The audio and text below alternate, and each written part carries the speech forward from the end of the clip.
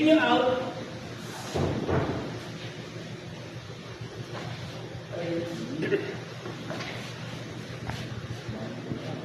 Issue nyo in.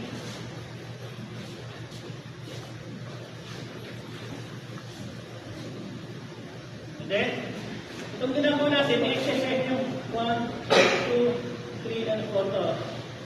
1, 2, 3, ito yan. Okay?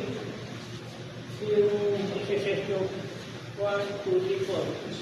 Pag loob naman, kailangan nyo lang instruction talaga bago na makapasok. Ito lang yung mga. Now, to be effective sa ganitong technique, kailangan hawak nyo sa blade part. Blade part nyo. Kaya sa exercise natin yun, 1, 2. Diba? 1, 2. Hawak sa blade part. Bakit niya? Siguro, no? Hindi pwede mo wala din yung distraction, ha? Pagkakasok niya, may distraction ka agad. Kasi baka makaiwas ito. Now, magawa niyo na yung hawak sa blade part. Make sure stay always at the side of your opponent. Huwag kang masyadong relax na, para-parang ka sa kanya, supukin ganyan, no? At huwag naman over-puwi-puwi na parang yung ganyan ka ba, supukin ganyan. Kailangan nandito ka lang sa side. Kasi ito, you can use this as your handcuff kung wala ka na ng handcuff. Dadali niyo sa shipping kalaban niya, no? Sa side lang kayo. Sama yan. Pasabili ko na ng plane. Kaya nga squeeze eh. Gamitin na ako sa kama kung ito ka niya. Kaya natali ko lang yan, kapag dadali ko sa siko. Siko lang ko lang ang siko. Doon. Okay? Nakuha mo ba? Pwede niyong gamitin niya ang process. Kaya wala rin ka lang service na handcuff. Okay?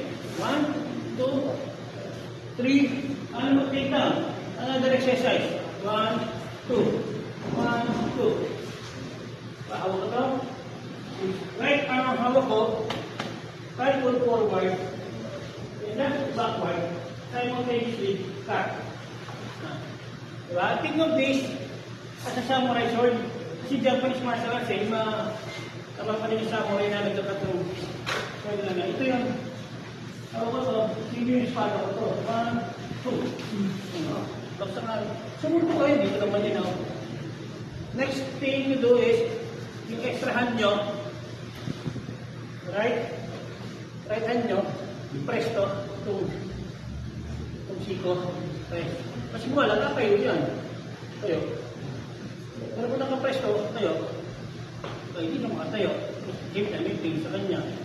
Now, para ma-pause na handcuff niya siya, again, pwede rin po natin na 45 degrees man yan. Kung hindi ito, parang dadog ka lang yun eh. Plus 45 to, hata ko, para sila balance niya. Madali mo siya, mag-pause ulit. Okay? Nakuha mo ba? Isip sa loob, suntok. Traction. Pasok. Right go, right, left. Ganun pa rin, 45 degrees, hata. May pagkayo ha. 1, 2. Left arm ang hawak ko. Left hook yun ang bandi ko.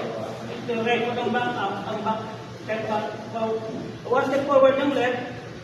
Right foot, one step backward. Then, sabay yung cut. Left arm ang hawak ko para right. Right ko naman din.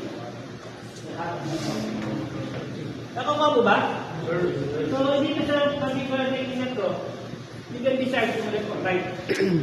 Importante lang, dadang nila yung speed, dadang ang inside. Kasi pag in-inside mo, at nag-isip ka pa, yung pasi may makahabol ko. At ito may black arm na naman. Pero paano mas mabilis sa'yo? Pinakuna. Kaya pagkakasok mo sa loob, pass ka agad. Kalikat ka agad. Para kuha nyo na agad. Ha? Mukha ba? Kaya bang? Kaya natin ulit. Kaya